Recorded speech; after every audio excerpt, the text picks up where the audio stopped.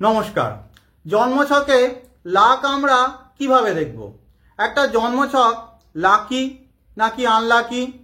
আমার জন্মছকটা উইক অর্থাৎ দুর্বল নাকি স্ট্রং শক্তিশালী?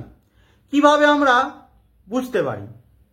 এমনিতে বর্তমান যুগ বা সমাজের রেসপেক্টে আমাদের হরোস্কোপের প্রত্যেকটা হাউসই অত্যন্ত ইম্পর্টেন্ট, কিন্তু তাদের মধ্যেও 3-4টে ঘর রয়েছে যেগুলো বেশি ইম্পর্টেন্ট।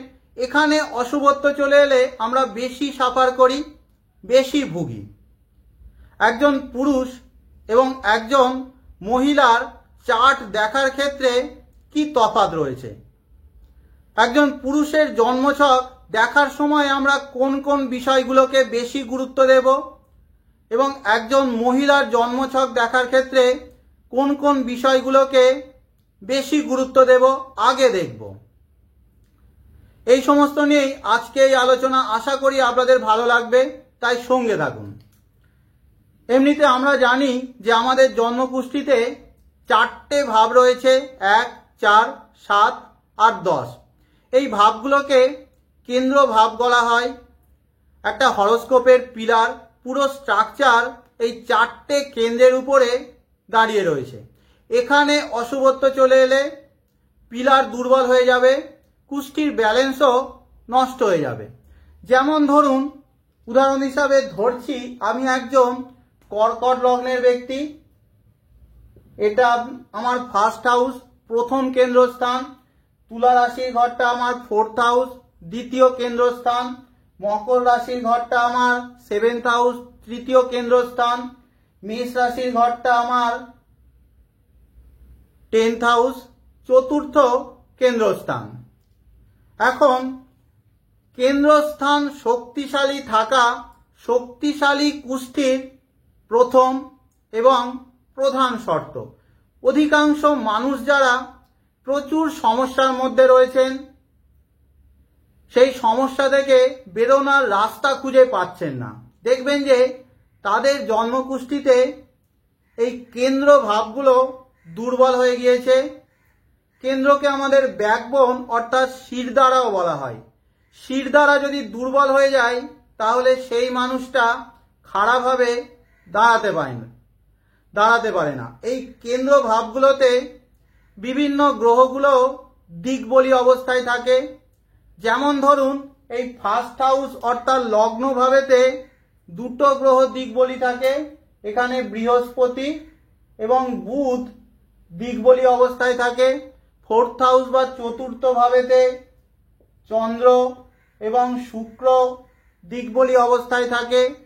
7th হাউসে শনি দিকবলি থাকে। 10th হাউসে মঙ্গল এবং সূর্য বা রবি দিকবলি অবস্থায় থাকে। দিকবলি গ্রহের মধ্যে 100% ইন্টেন্সিটি থাকে, ফোকাস নির্দিষ্ট থাকে। সে সঠিক ডিরেকশানে তার এনার্জিকে কাজে লাগায়, ফলে আলটিমেট সে সাকসেস পেয়ে যায়।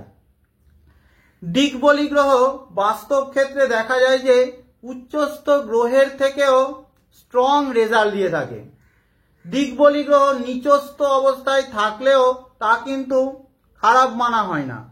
যেমন ধরুন, আপনি একজন এই তুলা লগ্নের ব্যক্তি, অর্থাৎ এখানে আপনার লগ্ন রয়েছে, আপনার 10th হাউস অর্থাৎ দশম ভাব কর্কট রাশিতে পড়বে। সেই কর্কট রাশিতে মঙ্গল রয়েছে। মঙ্গল কর্কট রাশিতে নিচস্থ থাকে, কিন্তু যেহেতু 10th হাউসে মঙ্গল রয়েছে, মঙ্গল এখানে দিকবলি বা ডিরেকশনাল স্ট্রেংথে রয়েছে। এখন এই মঙ্গল প্রথম জীবনে কাজের এনভায়রনমেন্ট হয়তো ভালো পাবে না, সাপোর্ট সে অনুকূল পাবে না, কিন্তু না পেলেও সে লড়াই ছাড়বে না, স্ট্রাগল করবে। স্ট্রাগল করতে করতে আলটিমেট সে ভালো পজিশন অ্যাচিভ করবে।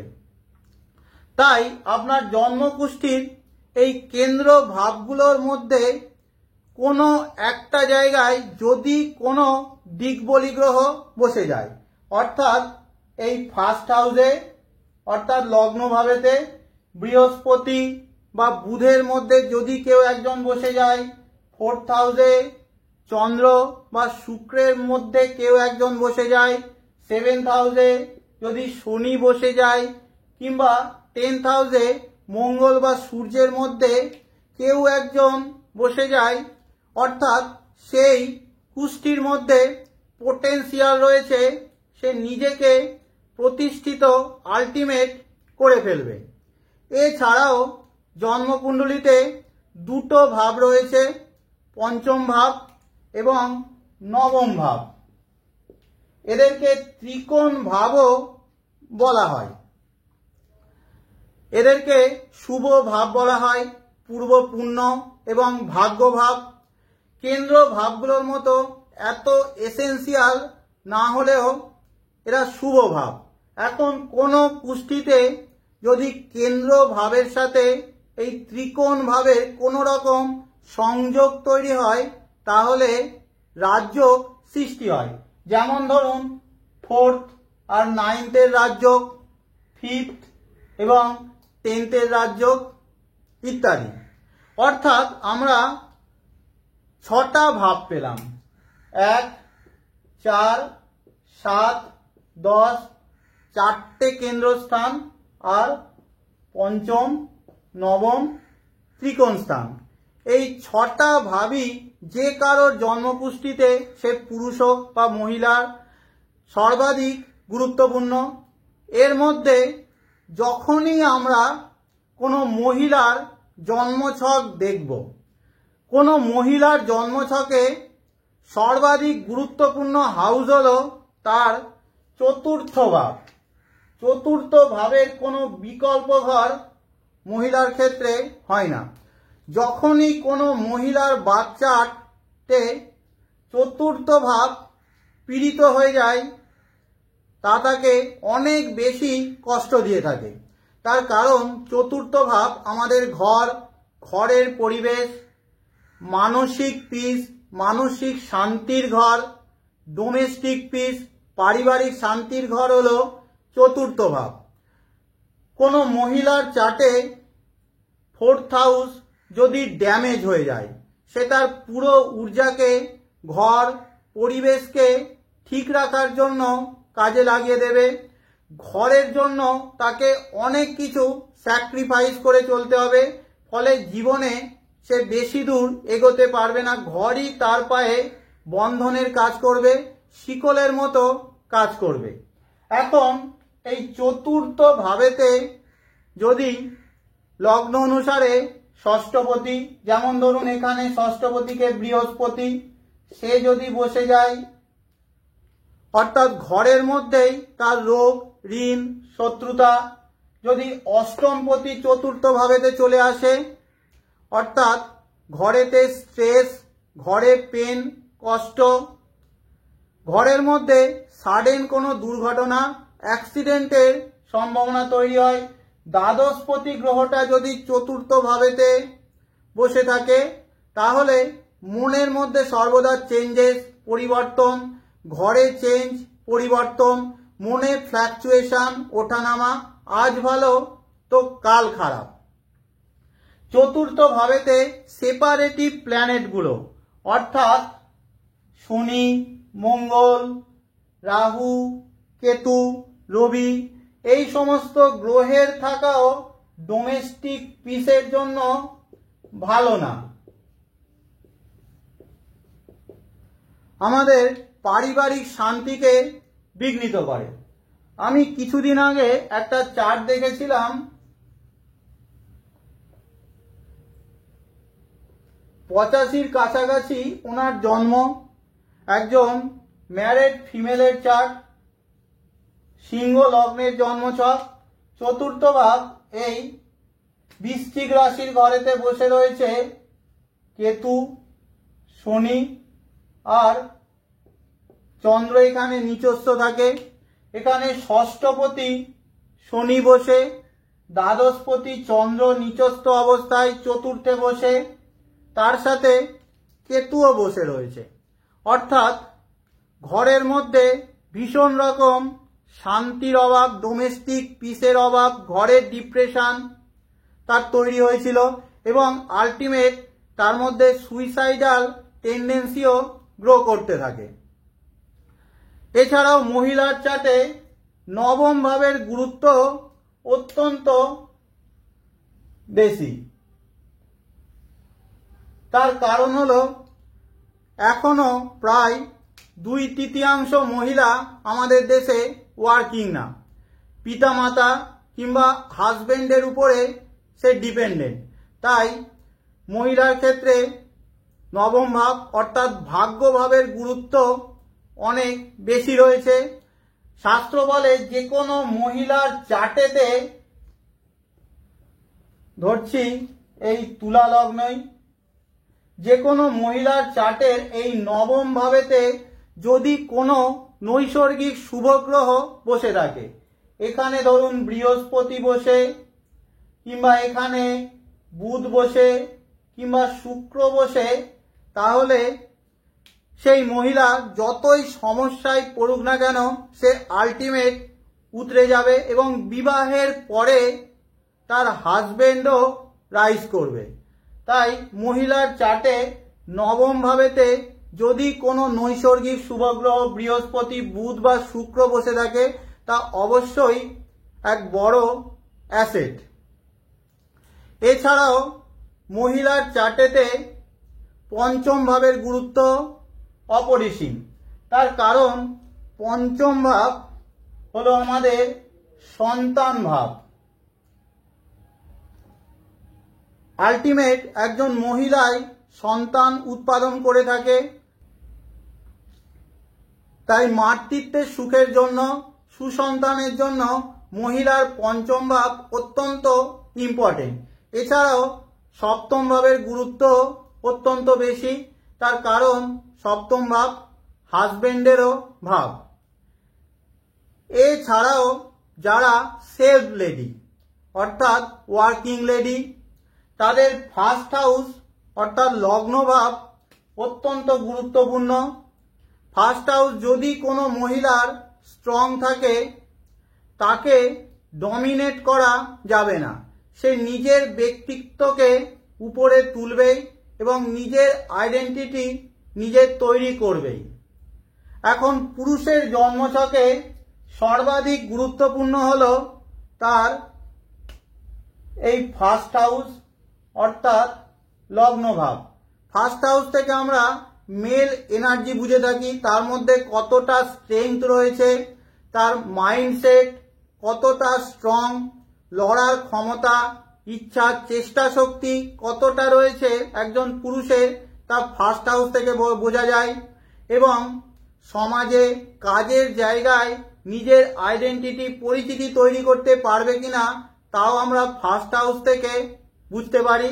তাই ফার্স্ট হাউসের গুরুত্ব একজন পুরুষের ক্ষেত্রে অত্যন্ত বেশি।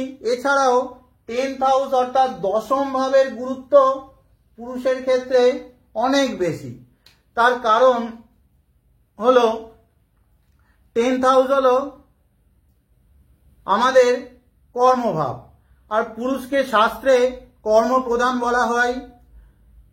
আমরা জানি যে কর্মই একজন পুরুষের প্রধান পরিচয়।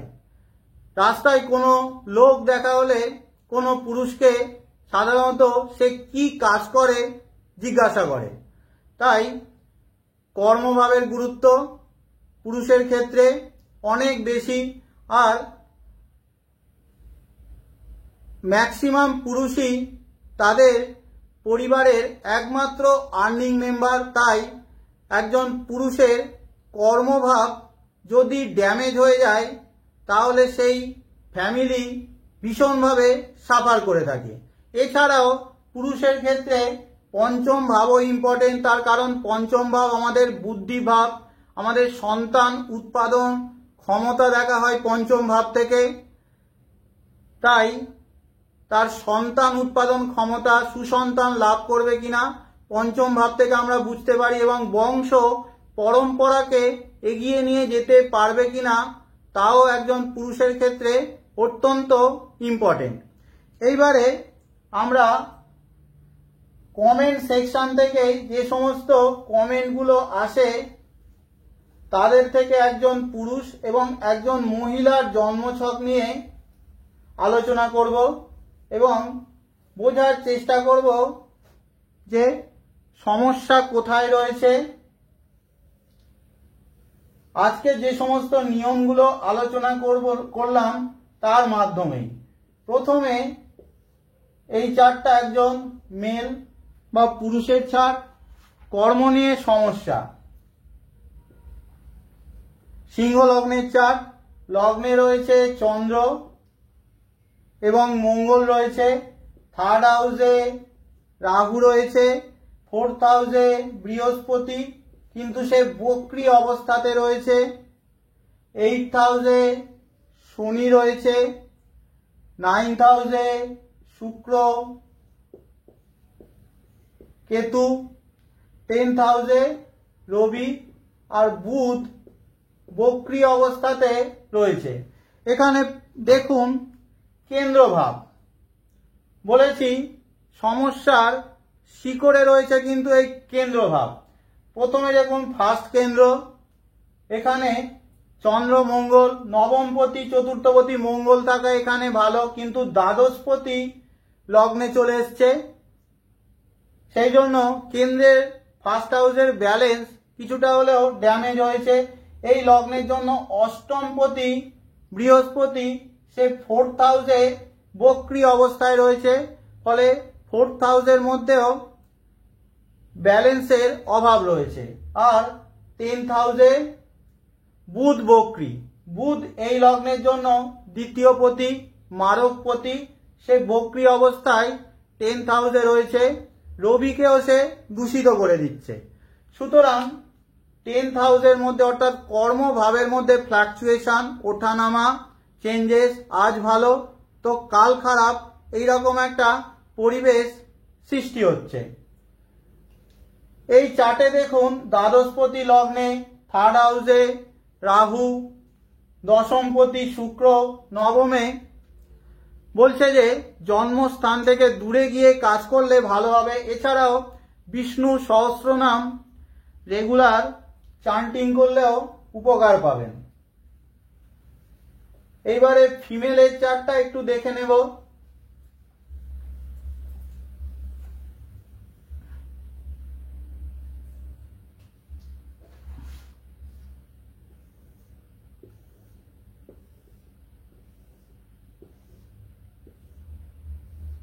এই জন্মছকে বৃশ্চিক লগ্ন, লগ্নেই মঙ্গল, থার্ড হাউসে বৃহস্পতি বক্রী, ফোর্থ হাউসে কেতু, 6th হাউসে 5th হাউসে শনি বক্রী,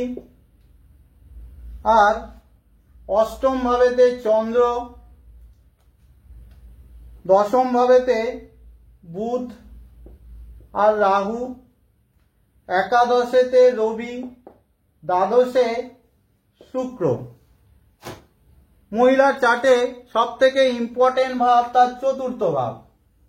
চতুর্থ ভাবে দেখুন কেতু রয়েছে, চতুর্থ পতি কে শনি, সেই শনি পঞ্চমে বক্রী অবস্থায় রয়েছে, আর চতুর্থ ভাবকে দেখছে অষ্টমপতি বুধ কেতুকে দেখছে, ফলে চতুর্থ ভাব ভীষণভাবে ড্যামেজ হয়ে গেল। ফলে মানসিক শান্তির জন্য, ডোমেস্টিক পিসের জন্য ভালো না। এছাড়াও দেখুন যে এই চার্টে কিন্তু কর্ম ভালো রয়েছে, দশমপতি আর একাদশপতির মধ্যে এক্সচেঞ্জ, দশমপতি রবি একাদশে, একাদশপতি বুধ দশমে, দশমে রাহুও রয়েছে, ফলে কর্মের জন্য ভালো। আর লগ্নে মঙ্গল রয়েছে, ফলে এনাকে দাবিয়ে রাখা যাবে না। জীবনে এমন পরিস্থিতি আসতে পারে যখন হয় নিজের পরিবার, না হলে নিজের কর্মকে চুজ করতে হতে পারে। তাই বিবাহ বা বিবাহিত জীবনের জন্য এখানে কেতুর উপায় করা খুব দরকার। বিশেষ করে নিজের কুল দেবীর উপাসনা করা কিংবা কুল দেবী যদি না জানা থাকে তাহলে মা চামুন্ডার উপাসনা খুব ভালো হবে। আর ছোট পরিবার, নিউক্লিয়াস ফ্যামিলি, যেখানে আদার্সদের ইনভলভমেন্ট কম, এরকম জায়গায় বিবাহ করা উচিত। চতুর্থ ভাবটা পীড়িত হয়ে গিয়েছে, তাই ঘরে বাস্তুদোষ আসার সম্ভাবনাও অত্যন্ত বেশি রয়েছে। বিশেষ করে কেতু আমাদের ঘরের সেন্টারে অর্থাৎ ব্রহ্মস্থলে কোনো রকম বাস্তুদোষ সৃষ্টি করে। তাই ব্রহ্মস্থল বা সেন্টারে কোনো রকম পিলার কিংবা অবস্ট্যাকেল থাকলে জীবনে সমস্যা বেশি নিয়ে আসবে।